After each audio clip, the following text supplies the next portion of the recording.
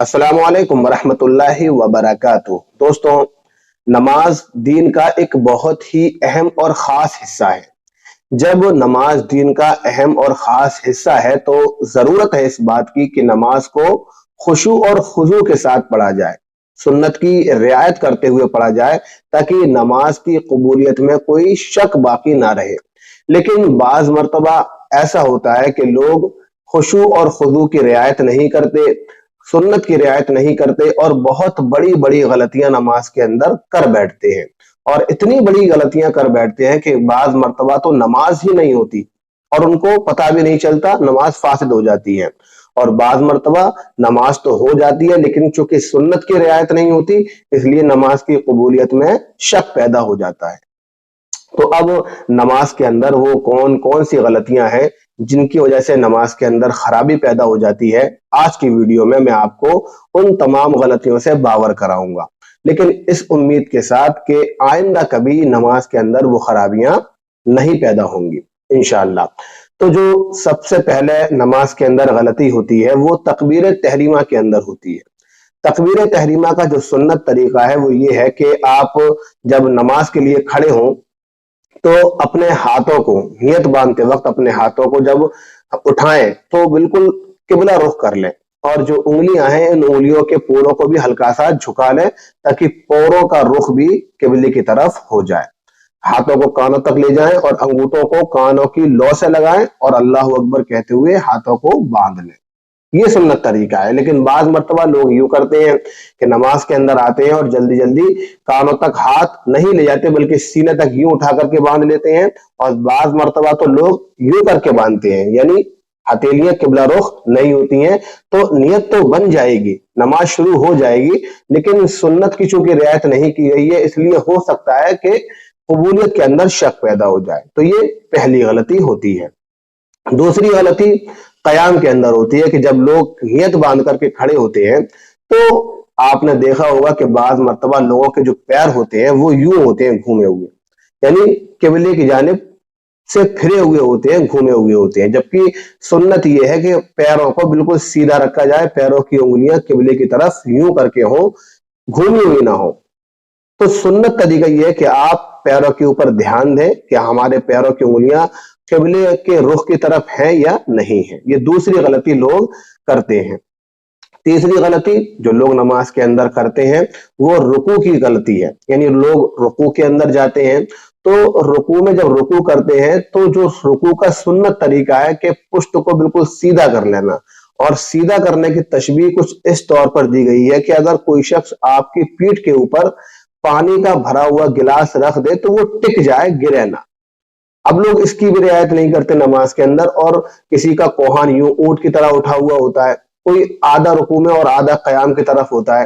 تو بعض مرتبہ رکوع کی حالت ایسی ہوتی ہے کہ وہ رکوع ہی شمار نہیں ہوتا۔ جب رکوع شمار نہیں ہوگا تو ظاہر سی بات ہے نماز نہیں ہوگی، اور اگر رکوع میں شمار ہو بھی جائے گا تو سنت کے مطابق رکوع نہیں ہوگا۔ جب سنت کے مطابق رکوع نہیں ہوگا تو پھر نماز کے اندر، نماز کی قبولیت کے اندر شک پیدا ہو جائے گا۔ یہ تیسری غلطی ہے۔ چوتھی غلطی جو لوگ کرتے ہیں وہ تعدیل ارکان میں کرتے ہیں۔ تعدیل ارکان یعنی ہر رکن کو ٹھہر ٹھہر کر ادا کرنا، اور تعدیل ارکان یہ نماز کے اندر واجب ہے۔ واجب کا مطلب یہ ہے کہ اگر آپ تعدیل ارکان نہیں کرتے، چھوڑ دیتے ہیں اور نماز کے آخر میں سجدہ سہو بھی نہیں کرتے تو نماز آپ کی فاسد ہو جائے گی، خراب ہو جائے گی، نماز آپ کی مانی نہیں جائے گی۔ تو تعدیل ارکان کا مطلب یہ ہے کہ جب آپ رکوع میں جائیں تو اطمینان کے ساتھ رکوع کریں، رکوع سے اٹھیں تو اطمینان کے ساتھ اتنی دیر تک کھڑے رہیں جتنی دیر میں آپ کے سارے اعضاء ٹھہر جائیں۔ سجدے میں جائیں تو اتنا لمبا سجدہ کریں کہ سجدے میں آپ کے اعضاء ٹھہر جائیں۔ سجدے سے اٹھ کر کے بیٹھیں تو اتنی دیر بیٹھیں کہ آپ کے اعضاء ٹھہر جائیں۔ اس کو تعدیل ارکان کہا جاتا ہے، اور تعدیل ارکان نماز کے اندر واجب ہے، اس کا ادا کرنا ضروری ہے۔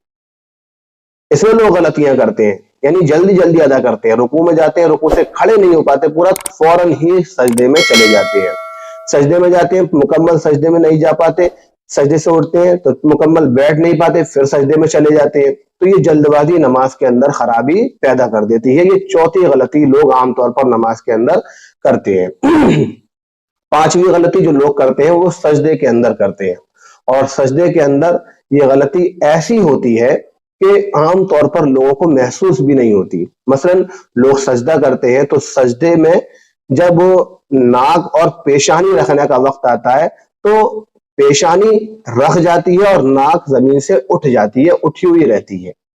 اس شکل میں نماز تو ہو جائے گی لیکن نماز کے اندر کراہت پیدا ہو جائے گی. سجدے کا سنت طریقہ یہ ہے کہ ناک کے ساتھ ساتھ پیشانی بھی زمین پر ٹکی ہوئی ہو، یعنی پیشانی کا ہونا تو ضروری ہے ہر حال میں، ہر حال میں ضروری ہے. یعنی اگر کوئی شخص صرف پیشانی پر سجدہ کرتا ہے، ناک پر سجدہ نہیں کرتا، ناک نہیں ٹیکتا تو نماز ہو جائے گی. لیکن اگر کوئی شخص صرف ناک کا حصہ رکھتا ہے اور پیشانی زمین سے اٹھائے رکھتا ہے تو اب اس کا سجدہ قبول نہیں ہوگا، سجدہ مانا نہیں جائے گا، نماز فاسد ہو جائے گی. تو سنت طریقہ سجدے کا یہ ہے کہ آپ ناک بھی رکھیں اور پیشانی بھی رکھیں، اور اس بات کا خیال رکھیں سجدے کے اندر کہ میرے ناک سجدے کے اندر رکھی ہوئی ہے یا نہیں رکھی ہوئی ہے. بغیر توجہ کے جب نماز ہوتی ہے تو ناک زمین سے اٹھ جاتی ہے اور سجدہ کرنے والے کو محسوس بھی نہیں ہوتا ہے.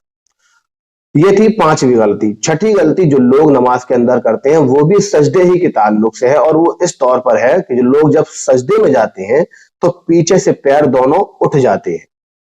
اب پیروں کے اٹھنے کا مسئلہ بہت اہم ہے. بعض لوگ کہتے ہیں کہ پیر اگر زمین سے اٹھ جائیں، ایک سیکنڈ کے لیے بھی اٹھے تو نماز فاسد ہو جاتی ہے. مسئلہ یہ نہیں ہے.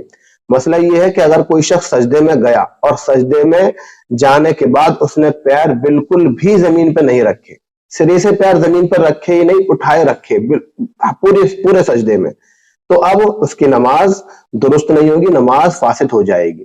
لیکن اگر کوئی شخص سجدے میں گیا اور سجدے میں جانے کے وقت اس کے پیر زمین پر ٹکے ہوئے تھے، یعنی سجدے کی حالت میں کچھ دیر پیر زمین پر رہے لیکن سجدے سے اٹھ نہیں پایا، پیر اس نے اٹھا لیے، تو اب اس کا سجدہ ادا ہو جائے گا اور نماز مکمل ہو جائے گی.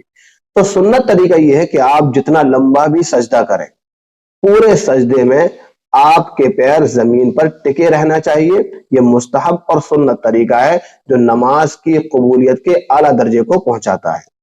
یہ چھٹی غلطی ہے.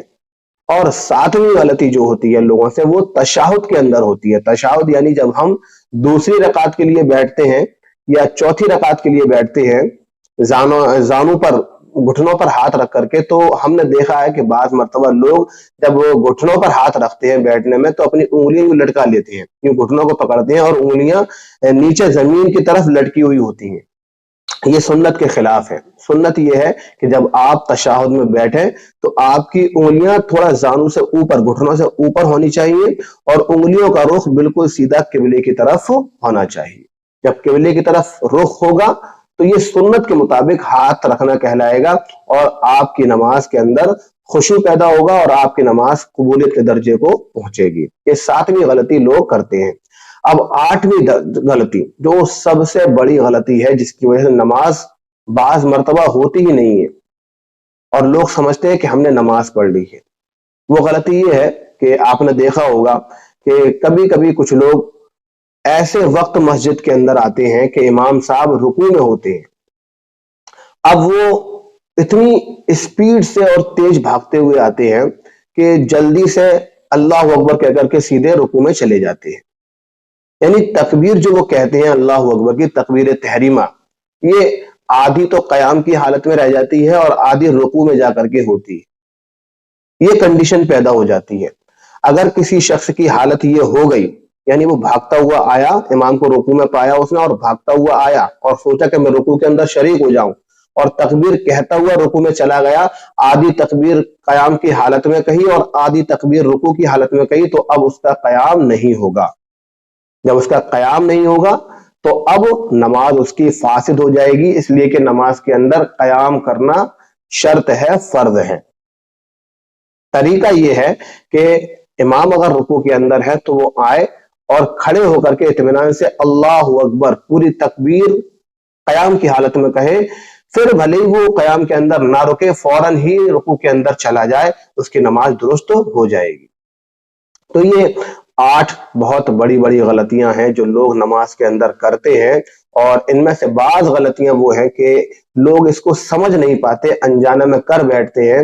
بعض مرتبہ نماز فاسد ہو جاتی ہے اور پڑھنے والا سمجھتا ہے کہ میں نے نماز پڑھ لی، اور اس کی نماز حقیقت کے اعتبار سے ہوتی ہی نہیں ہے۔ تو ان غلطیوں پر توجہ دینے کی ضرورت ہے، تاکہ ہم جو نمازیں پڑھ رہے ہیں کہیں ایسا نہ ہو کہ ہماری یہ محنت جو ہم نماز کے لیے کر رہے ہیں، نماز پڑھنے کے لیے آ رہے ہیں اپنے کاروبار چھوڑ کر کے، جب اس کا صلہ اور اس کا انعام ملنے کا وقت آئے تو ہمارا دامن نمازوں سے خالی ہو۔ اس لیے توجہ کی ضرورت ہے کہ ہماری نمازوں کے اندر کوئی غلطیاں نہ ہو۔